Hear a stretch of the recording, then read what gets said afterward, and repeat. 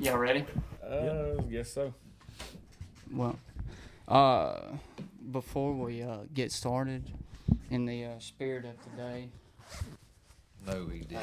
Oh my God! See, now that's how you get killed. There's plenty of guns up Just there. wanted to go ahead and because we're here to talk Hey, about look, the I apologize, 2022 man. Did a bird poop on you before you got in here? That's what it looks like. Son, See, I knew, Craig. I told you he was going to embarrass us today somehow. there ain't no way this is happening. Yeah, I apologize. That's all right. Jesus loves y'all too. That's right. He does. He does. True. So Not as we much, are maybe. live. I can't even look that way now. Can't either. I know. Let's soak it in, everybody. Actually, we're gonna need one less Soak barbecue it plate. in. It's okay. We'll go hungry today. Is it hot up here to anybody? No. No, Okay, just me. Just me. That's hot. Yeah. I just Yeah, shut up. But anyway, welcome back, everybody. If this is your first time listening, then welcome. If you've happened to see the other 5 episodes at this point, well, I guess the 5th one will be out tomorrow. Welcome back. We got 2 very special guests for you today. They hail from the great state of Mississippi. They did happen to win a junior college World Series. You finna get them to walk out. They look, I made peace with this a long time ago. I was gonna go. I'm not. I won't do my intro. Yeah, there you go. We got Mr. Luke Hancock and Tanner Allen. A breaker 19 for that Brockway 18-wheeler. Come on, good buddy. Did I catch a niner in there? Were you calling from a walkie-talkie? Imagine if we had these when we were 12? Even better. We got them when we're 40. Come ahead on, bandit. We'll slip you into the rocking chair. Play a little hide and seek. The welcome mat is out and you're coming home. All night at the end of the day. Welcome. How's it going? Going good. Going good. Y'all got lost on the way here. Well, Didn't get lost. I'd one say did. Google Maps took me to a different place. Let's put it like that. We went to City Hall. It took you to City Hall, Sure did. Yeah. and that is you went up there and got Yeah, him. had to go get him. First guy pulled I up. was actually at the office, at John Paul's office first. Thought we were doing it there, and then I texted him. Nobody was there. It was like 10:05. Nobody was there, so I was like, "Hey, we're doing this at your office, right?" He said, "No, at my house. Sorry." Well, I messaged Tanner after I talked to him and asked him if he would do it, and told him to look at our videos and that we weren't just to make sure we weren't just somebody in the basement doing Yeah. videos. But he didn't know we were just I upstairs. mean, I doing probably videos. look like I belong in a basement. Hey, this place is Yeah. cool, man. But yeah, we got We're one step above the guy in the basement. yeah, One step. yeah. Hence the hair. You know what I'm saying? That's right. Joe Dirt hair. Hey, Yes. it works. You run like Joe Dirt too? Well, no, but I do know Kid Rock. There you go. Okay. So no, I don't know Kid Rock. Actually, that was a lie. Imagine anyway, that. From a rebel. Yeah, Got a right. lie coming out already. That's what we do best, right? I Cocktail almost parties. brought a cowbell because I wanted to ring it, but then I couldn't bring myself to Oh, do there's it. probably 20 around here, I'm sure. But, Just so everybody could hear how not annoying that is. right. But anyway, I guess I'll start with Luke. Luke, tell us a little about you, where you from, how you grew up, and what you went on to do and what you do now. Yeah, born and raised in Houston, Mississippi. Proud to be from Houston. Feel like it's a great place to grow up, great place to live. Was fortunate enough to be able to go to Mississippi State and play baseball. I was there for 5 years, and I know Tanner can attest to this. It was best 5 years of my life, and I know he enjoyed it. Me and him were teammates for 3 of those years, and it's just something that I'll never forget. It was awesome, and just glad to be able to represent Houston. Really, Mississippi State. It was something awesome. Now, after I got out of college, started selling insurance for Farm Bureau. That's where I'm at now. I work in the Houston office here. Have loved every minute of it. So just looking for many more years of that with the Farm Bureau industry. And so, backing up, so you played baseball obviously here in Houston. I did. Played baseball Played 5 years of varsity on the baseball team. Was lucky enough to win a state championship here in I think it was 2016. Oh, you did win a state championship? Yes, we won the 4A state championship my sophomore year, so it was Is awesome. Is that our only state championship? As of right now, only As state of right championship. now, yeah. Softball had won a couple. I think basketball won a couple back in the day. But for baseball, that was it. baseball that was the first state championship. So that's something that me and all my teammates then were very proud of that as well. Yep. Awesome. So tell the viewers, what position did you play? In high school, I was a catcher. College, catcher and first base, and a little bit of DH, but mostly first base. And I caught whenever the other catcher needed a break, I went in there and I did my best at catching. But you had never played first base until you got to Mississippi State, right? That's right. Really had only practiced it once or twice in practice before Coach Simonis come up to me that morning. We were playing Ole Miss. Hey, figure it out. Yeah, that's right. That's exactly pretty much what he said. He said, "Hey, you're playing first today. Catch the ball." Kind of like on Moneyball when what's his name sitting there? Hatterberg? Yeah, That's right. It's tell him how easy it is. It's very hard. Yeah. It's very. Yeah, it was I was just happy to be on the field. I'd been DHing up to that point, so I was just happy to be out on the field, helping the team any way I could. And that was always my goal, was try to help the team as much as I could. Yeah. People don't realize how hard it is to DH because you're not in the game. Mm-hmm. So it's very hard to stay mentally prepared, I guess, locked into the game, because you'll get caught hanging out on the bench with your buddies talking about the game, just goofing off a lot. And then next thing you know, this is the sixth inning and there's a runner at second, third, and you're at the plate. And you're like, man, I've been sitting on the bench for the last 5 innings. Yeah. That's you know right. what I mean? So DH is very hard. He did a really good job with it. Stay locked in. And baseball is probably one of the few sports where you actually can get hot and can get, cold. You can. And, because it's all mental. That's what I always appreciated about what's his name? Played for the Red Sox. Ortiz. Ortiz, always locked in. Man, at Rusk, that's all he ever done, but he was always. In pro ball, I'd have nights where, normally you get 1 or 2 nights a week where you DH, so you don't get killed, playing 6 days a week. And then the nights I would DH, I would literally stay in the side tunnel cage, like in between at bats. Just try to keep the body moving and then keep the feel. But it was very, very tough. You got a lot to think about whenever you're in there between at bats. You have a bat at bat, and that's all you think about for the next 2 innings. That was something I tried to do. I always tried to get that out of my head as quick as I could. If I had a bat at bat, I knew I was going to have another one coming up later in the game, and I had to be ready for that. So that's what I always tried to do. And so your recruitment, and then I'm going to ask both of y'all this question, but your recruitment, what did that look like out of high school? Well, really, I grew up playing with a guy, with Coach Bianco's son over at Ole Miss. I grew up playing with Drew Bianco. So that was something. I was always at the Ole Miss games, but I grew up a Mississippi State fan my whole life, and that's where I wanted to be.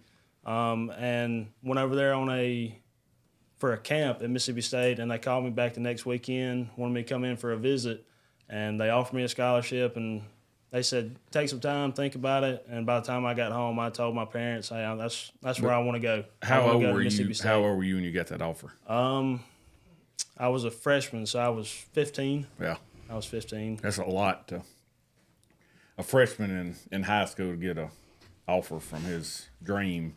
Yeah, it was very surreal. I can remember after I committed, coming to school, and the teacher was beside me saying congratulations, and it didn't really sink in, and really until now, how fortunate I was to be able to experience that, especially growing up in Houston, and having that opportunity was something very special. Yeah. Now that was Cohen? Yes, Cohen. Cohen's the one that recruited me. Cohen, Butch Thompson. And then you transferred over into Lamonas. Well, we transferred over into Coach Canizero, and then it was Coach Henderson, and then my senior year is whenever they hired Lamonas, and his first year was my first year. So you went through 4 head coaches, basically. In my recruitment process, yes, I did. And I think, Tanner, you played for, 3 different coaches? I played for 3 different coaches. I played for Canny, Hindu, and Lim. Yeah. I know that was tough having to each year. I guess his first 3 years was somebody different. No. It was no, actually. I mean, the first year it was Yeah. Canny and Hindu, That's and then right. after my last 2 years were Coach Lim. So why did you pick State? That's where I wanted to be. And my whole family is Mississippi State fans, and that's where they wanted me to go. And they didn't pressure me into making that decision. My dad was actually he was in Omaha, Nebraska for work, and I called him and said, "Hey, I'm about to call him and tell him I'm committing." He was like, "No, just wait till I get home." I said, "Daddy, I'm ready. I want to commit to him now." So it was, and that's where I always wanted to be, and I'm very, very glad that that's where I ended up. Awesome. Tanner, kind of back to the same thing with you. Growing up, where you from? You know, what's childhood like? Starting playing baseball, all that. Yeah, so I grew up in Theodore, Alabama. I know probably nobody knows where that is, but it's down there by the beach. I grew up hunting and fishing. That's simple. I love doing it, and I played baseball since I was 4 years old. Football, baseball. Actually, I tell people all the time, ironically enough, the first sport I picked up was a golf club. And I still love to play golf. But, man, I played baseball and football my whole life, hunting, fish. That's really, I'm not that interesting, I guess. You know, I love being outdoors. And I love, yeah. What do you? I feel like what kind of hunt nowadays, you do? kids coming up nowadays, you know, if they get in the woods and on the water a little bit more, they stay out of trouble. You know, I heck feel yeah. like that's what kept me out of trouble. But that's a little bit about me. And then, man, I played quarterback in high school. I thought it was really cool. And I did that for 3 years, started as a sophomore. Never won a state championship in football, but I won 2 in baseball. My junior and senior year in high school, we won back-to-back state championships, which was really cool. And then I was actually committed to LSU for a long time in high school. And on my last day, the day before I was supposed to sign with LSU, I decommitted from LSU and signed with Mississippi State. And that turned out to be probably the second best decision I ever made in my life. Why'd you go with State? I went to State because Andy Canizero called me the night before and said, "Hey, I just got a head coach job at Mississippi State. I want you to come with me. You're gonna play from day one. I really like you a lot. I think you'll be a really good place for you." And I got to thinking about it, and I'm like, well, this guy really wants me. And you know, when you're getting recruited, I know nowadays is different with NIL, but back then, you can tell how much a university wants you by the amount of scholarship you get. And it was a very generous one. So I figured he means it. So, you know, anybody Especially in baseball. especially in baseball. And if anybody, you know, listening to this wants to go play big time baseball or go play college sports, period, you go where you want it the most. That's where you're going to play. I don't care if you think you're cool, you want to go play at, you know, Florida, at Mississippi State, Ole Miss. If you go there and sit on the bench, like, you're wasting your time. You know, so, but that's the main reason I came to Mississippi State, man, is he wanted me to come and he gave me the best opportunity. And look what happened. So. Did either one of y'all ever, just because I'm an Ole Miss fan, did either one of y'all ever consider Ole Miss? No, I told Ole Miss no really fast. I'm not into golf clubs and cocktail parties and penny lovers. Oh, dog. I'm with you. I tell people I love the athletic program. The rest of it, you know, they can keep that. But so that was a hard no. Hard no for me. Hey, and I love Coach Bianco. I played with Ben. They're awesome folks. But, man, it was just too far. And then, you know, I like to hunt and fish. Yeah. We So were start able, with- I'm sorry. Yeah. we were able to do that in Starkville. All we the used time. to go hunting, fishing all the time when we were in Starkville. So that was another perfect. Everybody like asks Starkville me, more everybody's than like, high what'd you do in college? What's your college like? Well, played baseball and I hunt and fished. You didn't go to class? Yeah, I went to class. But I played baseball and I hunt and fished. Yeah. You know, that thing about that, I invited Luke to come hunting. I guess it was his senior season. I invited him to come dove hunting. And he said, somebody said something to Lamonis, and Lamonis didn't really even know what a dove was. Yeah. That's basically. Hey, Lim's learning. Look, me and Mew took him fishing a couple times. Yeah. You know, he's learning. I tried to tell him, I'm like, Coach, all right, I'm tired of coming up here and looking in the parking lot, and there's no trucks. All right, what is this? I'm tired of coming to practice and coming to scrimmages and rap walkout songs. Like, what? This is Mississippi State. Yep. Okay? Yeah. This ain't Ole Miss. Yeah. Yeah, we do it dirty over there. And being Yeah, you around do. you, I'm surprised that you are an Ole Miss fan. That's surprising. Oh, to me. let's see. I belong in a place like Starkville, but I love Ole Miss. I'm not gonna lie. Yeah. I'm a deer hunter and fishing. See, Exactly. I mean, we finna be hitting turkey season. We finna get after it. You see, I'm going into offshore fishing season. Really? I never got to chase turkeys because I'm always playing, you know. So I'm going in offshore fishing season, which I love to do. That's about my favorite thing to do. I almost love. Have you ever been turkey hunting? I've been a couple times. I have to. We chased a turkey all John day Paul long. loves I turkey. thought I'd probably walk 5 miles, dude. Yeah. I'm just like, good Lord. I I tell over you- a bird. Say, I could shoot you. I went with my uncle one time. I'm going to try to have him on here sometime, but he's a big fella, and you wouldn't think he could run, but I could not keep up with him hopping over logs. I just thought you was talking about hopping over barbed wire fences. We may or may Popping not. barbed wire, I think every turkey hunter don't know where lines are, but no, I don't know. yeah, it's a lot of running and all that for me. Yeah, It's the wrong time of year for us too. We're usually in the field, so we don't have time. If you ever go and keep going, it gets very addictive. Like if you got a turkey just, Hammering on it. right 40 yards in front of you, there ain't nothing like it. Hey, look, I'll be bass fishing down the river and hear one goblin just jump out the boat and go get him. See, I don't know you do how you that? don't do. Yeah, you can do that. Absolutely, as long as it's turkey season. Absolutely, you can do that. There's a lot of people that do that. They'll go crappie fishing and turkey hunting at the same time. That's it. That sounds like a great afternoon or a Yeah. great morning. Yeah, I mean, Blast and cast, baby. absolutely. I So mean, that's what I like. I like crappie fishing. I went last Saturday. Me and my father-in-law, we had a good time. Didn't catch many fish. We caught 14 or 15. That's what I like. That's enough for a fish fry, dog. It was a mess of crappie. I love white perch, man. We yeah. back home. We call them white perch. I know they White call perch. crappie farther north you go, but white perch fishing. Oh my goodness! Like he said, I can go with I would go with my pawpaw all the time. yeah. See, in Louisiana, when I lived in Louisiana, they called them white perch. Yeah. They didn't call them crappie. Sac-a-lay. Yeah, sac-a-lay. sac-a-lay. Yeah, that's another word for it. So your recruitment, it was pretty much just cut and dry. They want me more. Yeah, it was wild, man. I got offered.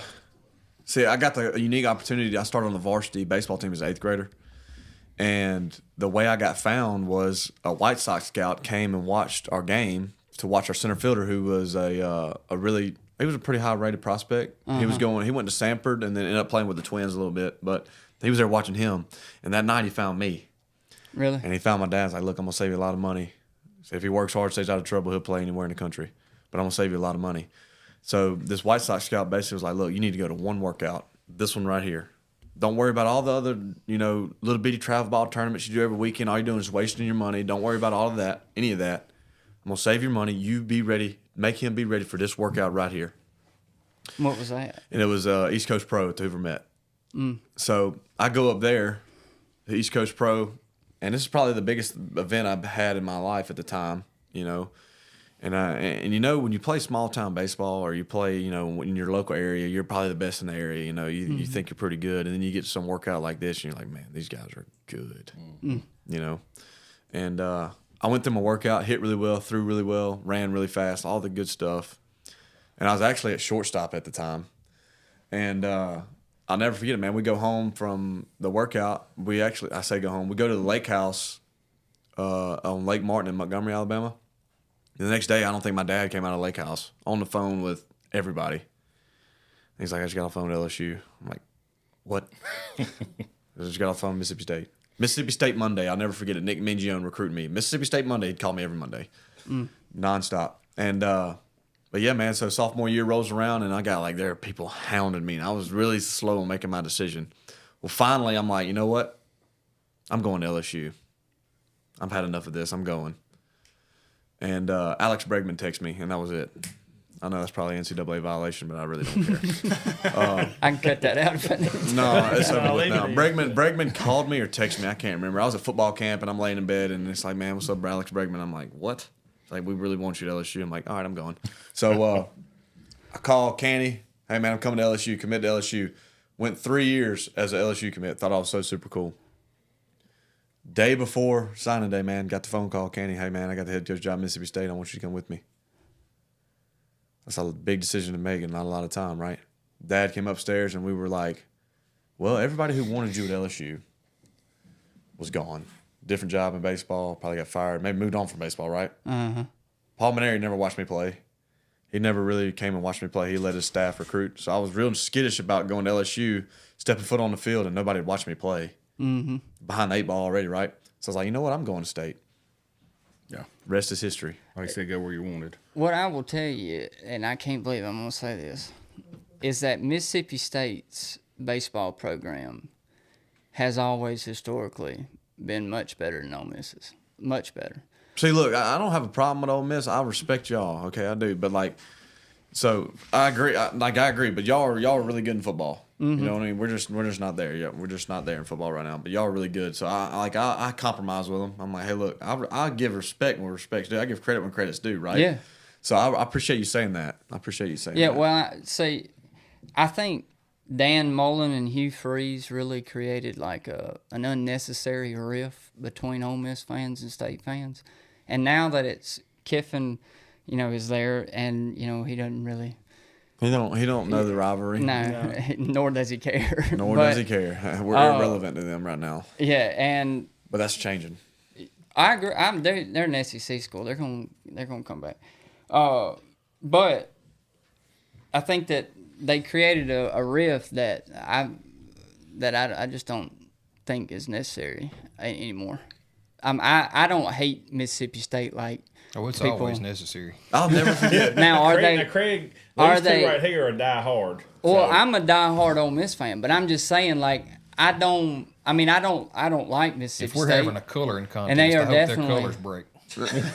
But I get pissed off more playing LSU and Alabama, and not saying that y'all aren't work because Lord, we all know. We were irrelevant the last 3 years of football. Okay? Well, the Egg Bowl is always relevant, no matter who's good and who's bad, because I can guarantee the best one's going to lose, and it's going to be insane. It's always going to be a good game between them. Yeah. It's kind of like this year. It was a good game between them, and Mississippi State won 2 games, and Ole Miss was one of the best teams in the country, I thought, all year.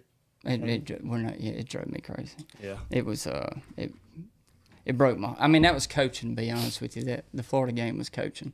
I don't know how you let that happen. But sorry, back to baseball. I did want to ask both of y'all this because we was talking about it a second ago. Bianco. A lot of people at Ole Miss wanted Bianco fired last year, and y'all may not want to comment on this, but I was just going to get y'all's. Yeah, I was just going to get y'all's opinion. I think that Bianco, Ole Miss, who you going to hire to replace him? I mean, who you going to get? I mean, yeah, there might be some better coaches that are winning right now, but first of all, who has a record like Bianco does in college baseball? I'll say this: Bianco is to the Rebels basically what Polk was to State. I mean, he's been there how many years? Yeah, 25 years. I mean, who's done it better than him at that university? Coach Bianco should stay at Ole Miss as long as he wants to be there. I agree. I don't know how you go. And if an Ole Miss fan has a different opinion about that, then they're not a true Ole Miss fan. I agree. Okay. I mean, And what it blew my mind. That's as good a compliment as I'll give Ole Miss. But like I said, Bianco, that's their baseball program. I don't understand it. That's it. He won you a national championship, and the next year you're wanting him fired. That's crazy, isn't it? Yeah. Before Bianco got there, which was long before I was born or around watching baseball, I don't think Ole Miss was that great. And, I mean, he's built them into a national powerhouse that everybody talks about every single year at the beginning of the year, expected them to make a run to Omaha. So, I mean, Bianco's done a great job over there, and I have nothing but respect for him and Ole Miss. I think he does a great job.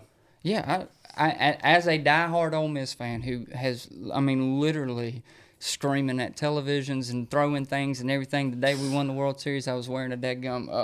I ain't gonna lie, I was wearing dress. I was going to say something else, so we probably have to edit out. I was shirtless with a plate carrier. Speedo, walking around in Speedo. But I had just got a plate carrier, and we won. And when I got it, it was the first game of the World Series, and I put it on, and we won. And so I wore it the whole rest of the way. Anyway, That's wanting to win right there. That is wanting to win. Yeah, it was dedication. I can see Will over there. What was the movie where the guy had the lipstick on? He was marking old Billy Madison off the list. I can see him over there when Ole Miss put lipstick in his dress on. Oh, I was very superstitious. Oh. Anyway, all right, 2021 season. Okay, that's what everybody wants to hear about. First of all, going into the season, did y'all know? Did y'all think that was the year? Did y'all know that was the year? By gosh, whatever we got to do, we're winning it. Or did it kind of develop as y'all went? No, we believe from day one because we had the experience. Mm-hmm. We had guys on our team that had been in Omaha 2 years in a row. It's like it's expected. So we going in like fall camp, going into the spring, we knew we were going. We're like, there's no other option. You know what I mean? So when you think like that and you believe that way, you practice a different way. And I think that was the difference in that year. And then the best team I've ever been on in my life was 2019. The 19 team we had at Mississippi State was unbelievable. It just didn't happen, and that's baseball. They would have kicked the 21 team all up and down the court. All up and down the field. I promise you. That was Mangum and all that. Man, our lineup was unbelievable, unbelievable. Oh yeah, y'all were phenomenal. But it just didn't happen. And but the 21 team was special. I feel like in 21, we really believe we had a lot of guys that have been there and know what it takes. And when you have guys like that on your team in practice all through the fall and through the spring, you hold everybody to a different standard. And you practice a different way, and that bleeds over into the game. So that's what happened. We had a lot of guys that didn't just care about themselves. We had a bunch of guys. Exactly. We had a bunch of guys that played for the team. Like Tanner Allen was SEC Player of the Year. He didn't care about that. He just wanted the team to win. And that's what it takes. It takes not just 9 guys. It takes everybody on that team to buy into what the coaches are talking about, to buy into each other. And that's just something that I think was very, very special. I've played on a lot of good teams in my life, but that team, we bought in at a different level than every other team that I ever played for. We used adversity to our favor, which is very hard to do. What I mean by that is when things didn't go our way, instead of butting heads with each other and blaming and pointing fingers and getting torn apart on social media, Twitter, and Lord have mercy, don't even start on Twitter. Yeah. We instead drew even closer together. And then look what happened at the end of the year. Man, we went to Omaha and played an errorless tournament. We did not make one error. Oh yeah, y'all played lights out. You know what I mean? And y'all had the best closing pitcher. That is the in the repercussions of early in the year challenging each other, staying together. You know what I mean? Stuff like that. And I feel like that's a big problem right now in Starkville on the baseball side.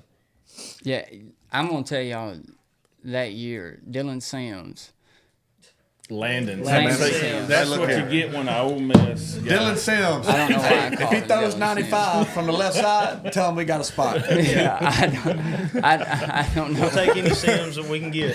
Sims. Look, I'm an Ole Miss fan. If his last name's Sims, yeah, he's coming to Starkville. Yeah. Remotely good. About like old Burt Manning up there. So Johnny Manning up there. what I was gonna say is, when you have a sure thing like that in baseball, I mean, I knew y'all was gonna win just because if he came into the game, you were winning. Landon Sims made the game 7 innings. That's right. Yeah, Get it to the 7th and give Landon the ball. 100%. And It's it's over. over. It's over. That's all you had to do. And that's the cool part about, when you look back at that year, everybody's like, man, TA, you did this. I'm like, look, all I did, the coolest compliment I've ever got was, man, not all the accolades and all the big moments, all that. It was, man, being the glue of holding everybody together. You know what I mean? Just keeping us together.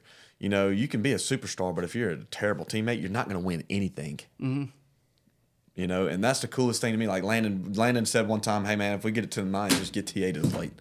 That meant something because we worked together, And then, like I'd say all the time, and I'd be shouting from the outfield at Coach Lim if the game's close late. Send Landon to the bullpen, please. Like, I don't care if he's tired. Put him in the bullpen.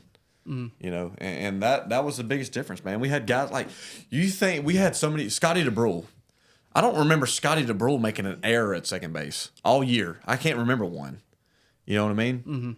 Just all kind of guys on that team that played their role, man. We just bought in. It was such a good team. It was so fun. Oh, yeah, y'all were. It was so fun. That year and the 2019 year, I mean, I really, truly believe on any given day, y'all could have won the World Series. Yeah. I mean, when it comes down to, to that, it's literally any given day. And those two teams are as good as, I'm a huge baseball person, and those two teams were as good as any team, pick one. And those two teams were. And people forget in 2020 we had 2 first-rounders playing second and shortstop for us, and didn't even get to finish out the year. We hit the stride right when COVID hit. Yeah. I mean, that team that year in 2020, we'd have made some noise that year too. We'd have went that year. There's no doubt about it. We'd have been 4 years in a row, and we might have won 2. Yeah, because the COVID season got canceled. That 2020 team was crazy. was really good too. We were just figuring it out. We were just about to hit our See, Ole stride. Miss was really good that year too. Yeah. Yeah. And I forgot about that. In 21, man, we just had so many gritty baseball players. We didn't have guys that were worried about an Instagram reel, a cool double celebration, wearing chains, all this other stuff, trying to get on the camera. We didn't have none of that. We had Preach it. We had guys like I remember Tim Corbin said about Luke Hancock. He said, "Man, the bat started when it got to 2 strikes."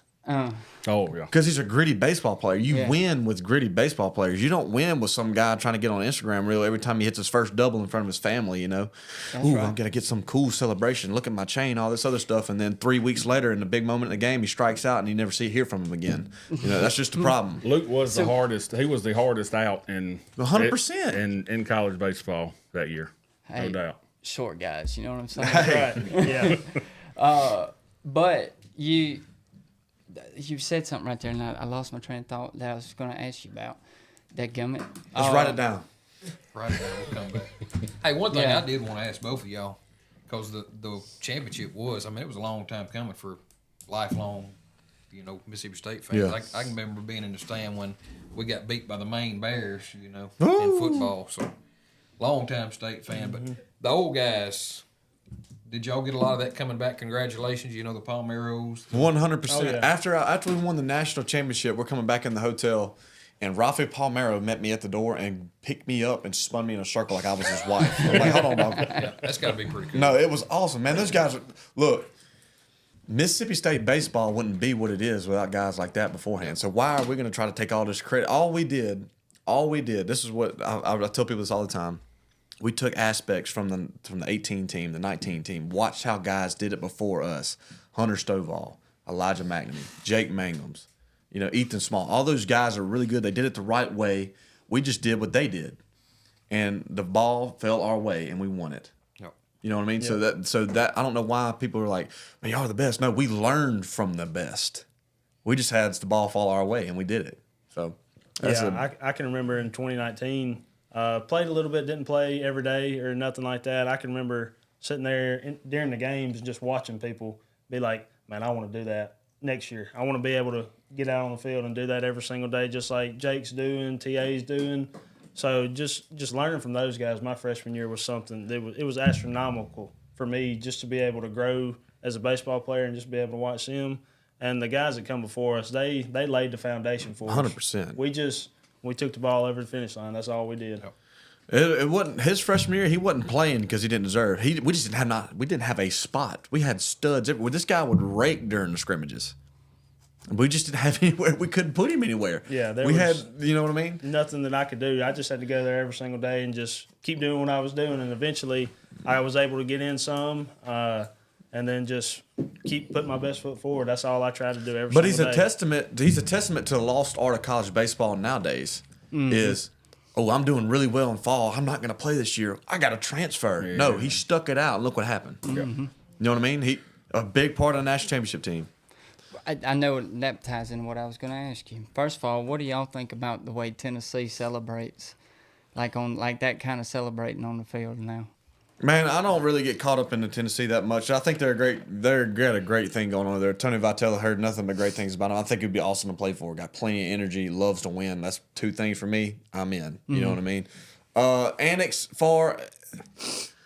Man, we're not really big annex guys. I mean, we're more about business. Let's go win. Act like we're supposed to win. I don't need to hit a home run and go put a sweater on. It looks like a cheetah. You know what I mean? I ain't got to put no little old girl beach cap on that says "Daddy" on top. Like I hit a home run and then go celebrate with the fellas. Let's move on. Let's go to the next inning. You know what I mean? Yeah. But that's just the way the game is nowadays. I mean, fans like that. I think it's not very professional. You know what I mean? If I work that hard every day, all the time, I'm gonna act professional. Well, I mean, it's one thing. Like some of it's funny. Like I'm not. 100%. To you. Like the cheetah jacket's fun. Hilarious. It is, Yeah. but like it's a cringe for me because I'm like, man. But I work too hard to act this way. Y'all make me want to hate you. Yeah, exactly. But that is their identity, though. They love being the bad guys, which is fine. Yeah, but then they complain around. They're the worst fans in all of college. Have you ever played a game at Swayze? Look, we ain't as bad as Tennessee fans. I don't want to hear it. I got I can tell multiple. you some stories about Swayze. Yeah, I've heard many jokes told about my mom and sister in Swayze. Oh, I mean, yeah. But it's Right okay. field out That's there. all out of love. Last time we left there, we had 3 W's. We was laughing all the way back to Starkville. Oh yeah, it was bad. It was bad. Last year was bad, but Oh yeah. didn't constitute Bianco getting fired. But anyway, Back to that. yeah. Let's circle back to that. But then the other thing, what do y'all think about the NIL stuff? Man, the NIL this is what it's doing, and I don't care. I mean, people probably be mad at me or anything. It has taken the leverage away from a baseball coach who's been around the game a long time, a grown man who's been through life, who has an opportunity to influence these young men at the early stage of their life. He's taking the leverage away from them and giving it to some punk 18-year-old because of money, right? Instead of him being, when I was getting recruited by Mississippi State, I was like, man, that's awesome. Look at the turkey out there in the field. Y'all distracted me. Yeah, they'll show up. But no, I remember when I got offered by like LSU, Mississippi. I'm like, man, that is so humbling. That's an honor. Now it's like, hey, what can you do for me? Can you imagine an 18-year-old kid telling a grown man, hey, I'm going to need this in order to come play for you? Yeah. That is creating a punk. Yeah. Well, it's creating a problem. It is 100%. At some point. You gotta. I mean, this coach right here, he can mentor and influence this young man. That when prime example, hey bub, I know you're working really hard. You're not ready to play yet, so you're not going to play this year. But I like you a lot. I'm going to do my best to help you get better. So next year you'll be in the lineup. Instead, he's going home to mama. Coach don't like me, won't play me. I don't know what to do. Let's leave. You know what I mean? And then he gets a job later in life, and something don't go right, and he just turns his back on everybody else. That's how it works. Yeah. You got to give the leverage back to the grown man, the coach, and say, hey, look, no commitment. and it's out of love too. There's no commitment, man. Yeah. I love Nick Saban, and him as a person listening to. If you listen to Nick Saban now after he got out of football, you can learn a lot. About. And I really truly believe that Nick was in there. I think he made a lot of money, but I think he enjoyed building young men into men. And you can listen to all his players that played for him and the testimony they have about him. And I really think, I think that's why he isn't doing it today. 100%. Because he just, it took that, like you said, it took that away from what he did. He can't, it's hard to tell a fellow that's getting $3 million to come play football what to do. It's kind of like when he coached in the NFL, that's why he didn't like it, because he liked the change. That was after y'all. I was the first person in NIL history to capitalize on NIL. Gotcha. Really? You were the first person? I believe so. I'm almost 100% positive on that. I like the day after. That's pretty cool. Yeah. Oh, well, I didn't, and then I bombed out on it next year. I was gone. It was there my last 2 years. So Gotcha. I was on the back end of it, or on the front end of it. Now I think it's taken off into a different world. At what level do you have? I know football's what everybody's gauging NIL on, and I know there's not that kind of money floating around in baseball. But at what level is it in LSU? baseball? Is it crazy money yet? Uh, People going out and buying teams. I know a few pitchers in the portal. I'm not gonna say their name, but a few years ago I was talking to Gotro, and I was like, "Man, y'all don't want to get this pitcher right here. He's in the portal." He's like, "Man, he won't even get on the phone unless $100,000's involved. Jeez. Won't even get it on the phone." I was down there. Some one time, punk one time 19-year-old kid tells a well-respected, high-valued coach, "I'm not gonna answer the phone unless you got $100,000." And didn't that Is that kid a at problem? I Tennessee think that's a pay big like problem. $1 million Big problem. last year? I don't know the exact numbers, but I know Tennessee. They got some money to spare up there to where they can. Yeah, there were a They can couple kind of kids. do what they want to do, and they're doing it, and it helped them last year win the national championship. But the way they're going about it and how everything's happening, like he said, I was in Starkville earlier this summer or last summer, and I was there. They had a big recruit that was supposed to be coming on campus, and when I was there, he called him and said, "Hey, I'm not coming. I'm going someplace else. They offer me more money." And Mississippi State then told him, like, "You're not getting that here." I mean, he was a freshman and had a decent year, and he jumped in that portal, and that's all he was wanting was money. Yeah. That's the reality we're living in, guys. That's just the truth. I don't know how we're gonna combat it because we don't have money like LSU. We don't have money like Texas A&M. But I would, in my way of thinking about it, if I was in the locker room at Mississippi State right now, I'd be like, "Look, guys, I'm gonna be honest with you. How many phone calls has LSU called? Has anybody from LSU called anybody in his locker room? No. I guess they don't think we're good enough. You know what I mean? Yeah. So, in a way, like when we played Vanderbilt, before all this NIL stuff would go down, Vanderbilt would get 100% scholarships, right? Yeah. And we used to love playing them because in a way it was like, we're playing against the pretty boys, the Vandy boys, you know what I mean? These boys, they don't have to worry about nothing. They got 100% scholarships, we're over here. I'm killing squirrels on the weekend to eat, you know what I mean? These guys over here. But they don't get any special privileges. They don't, yeah, you know what I mean? And it's almost like, let's go beat them. Forget it. Nobody, who cares? Let's just go prove them wrong. Let's go beat them. And that's how you got to have the attitude now at Mississippi State because everybody's got big money, got big-time players, all this flashy stuff, and we're still Mississippi State. I'd use that in our advantage. Hey, look, we're dirtbags. Let's go play baseball and beat the pretty boys. Mm-hmm. That's just the truth. Yeah, I always enjoy seeing Vandy getting beat. I don't care who does. Nah, I love Tim Corbin. Awesome. Man, Vandy's, they've always been really good, but it's just, at the time, you can't help it. Like, man, all these guys are on 100% scholarship. They ain't got to pay for nothing. Right. And they're getting people from all over the country. All over the country. Coming in. Corbs, I've heard some cool stories about Corbs. He's a really good guy, man. I would like to play for him from the stuff I've heard from him. Ain't it because they're a private institution? They can exactly. That's right. Yeah. Exactly. And that's their way around that. They're going to do a quick before we. Yeah, we'll do that.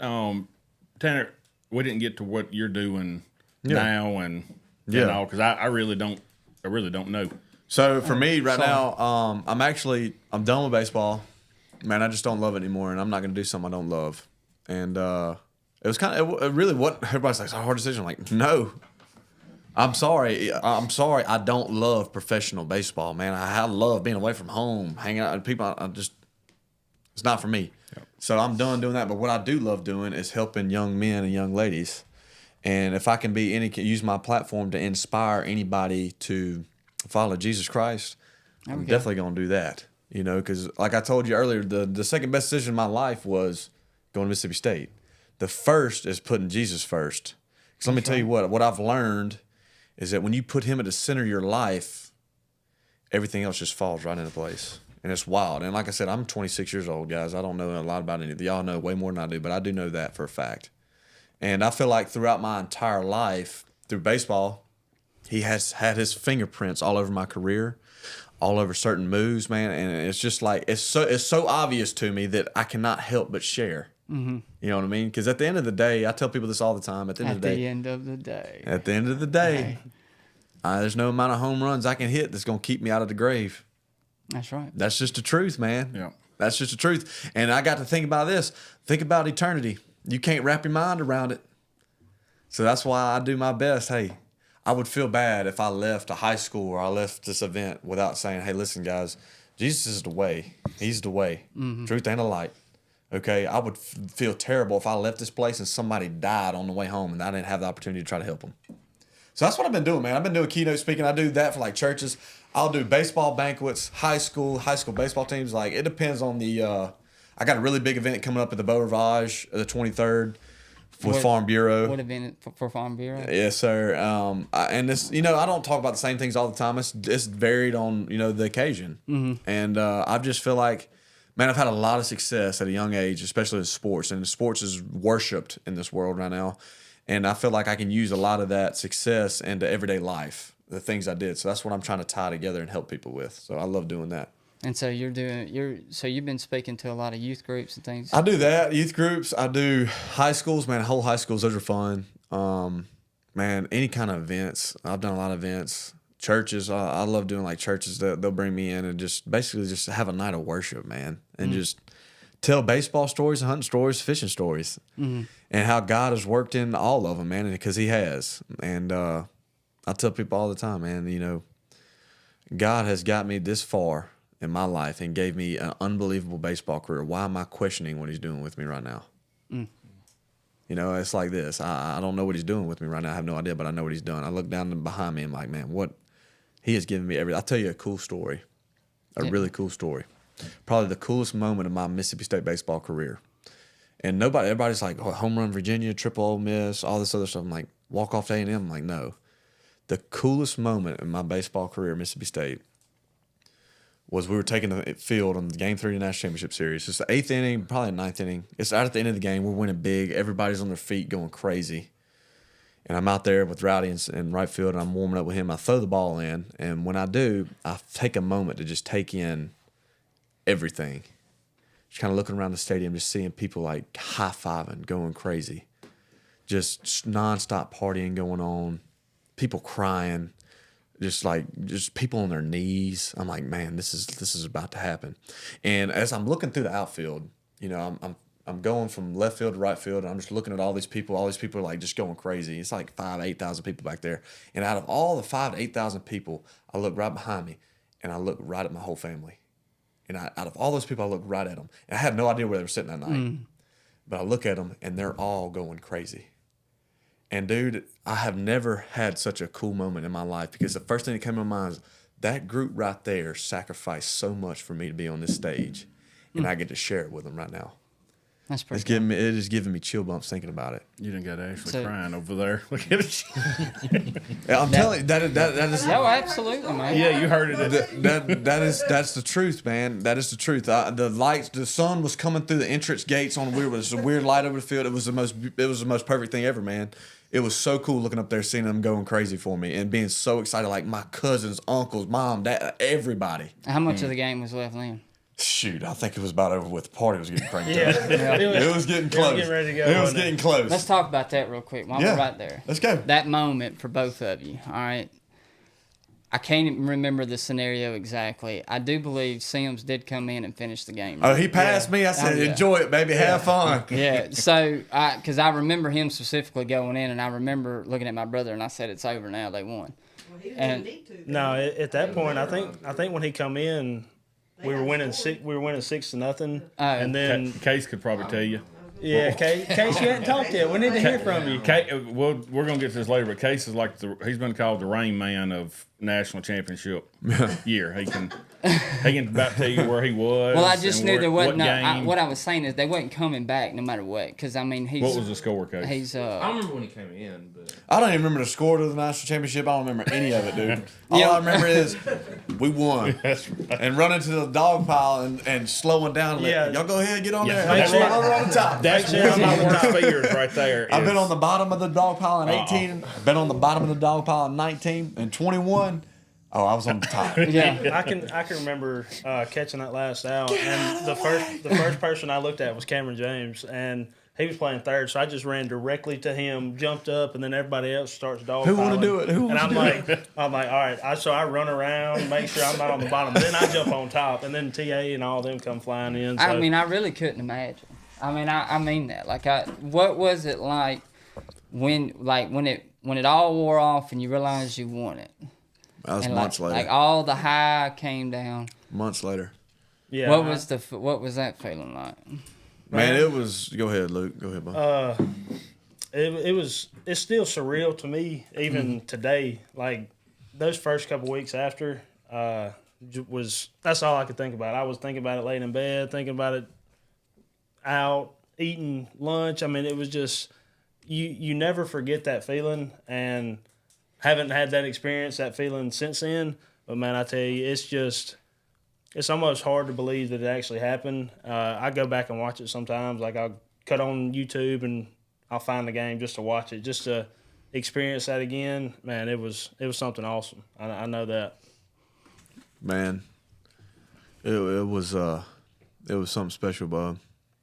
I remember getting on the plane the next morning. Leonard Fournette texted me, "Congrats, champ." I'm like, am I seeing this right? You know what I mean? But at the time, it was crazy. We win it all, right? We're dog piling, and it's almost like, all right, who's next? Who are we going to go beat next? Well, talk about that moment real quick, because I asked you that question, then I moved on to what you want. What you want? I'm sorry, just like that moment in the dog pile. Yeah, for sure. It was like, we got 2 outs.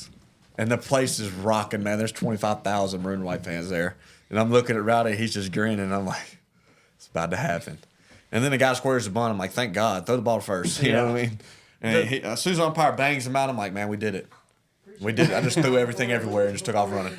Yeah. And I wanted the first person I wanted to go was Rowdy. He safe or out? He was safe. He was safe. But it didn't matter. But at that point, he bowed. That was you think that guy was fixing to hold 25,000 people off the field? That was a tip of the hat. That was a tip of the hat by Vanderbilt, and Yeah. and the umps and everything. I mean, that was. Man, But it was over there's with. no better feeling, man. There was no better feeling. It was like, we worked all year long with everybody. Everybody worked so hard.